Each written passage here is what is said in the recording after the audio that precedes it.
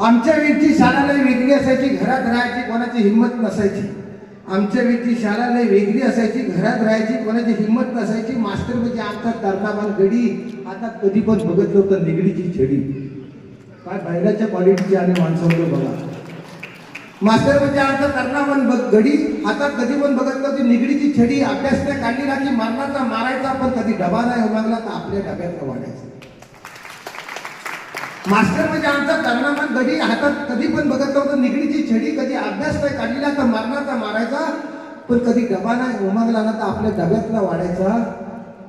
तशी आमच्या दरवर्षी शाळेची जायची थंडीतनं सहल, तशी आमच्या शाळेची थंडीतनं जायची सहल. पहिलीपासून चौथीपर्यंत एकच सहल, दरवर्षी गणपतीपुळ्यात न्यायचं.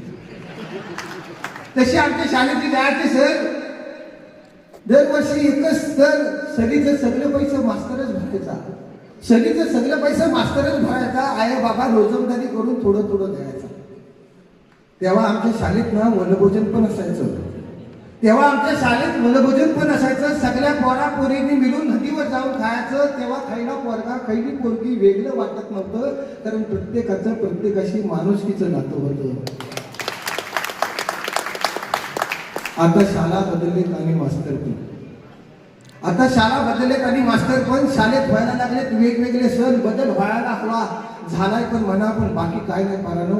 राष्ट्रगीत आणि प्रतिज्ञा मात्र रोज म्हणा, राष्ट्रगीत आणि प्रतिज्ञा मात्र रोज म्हणा.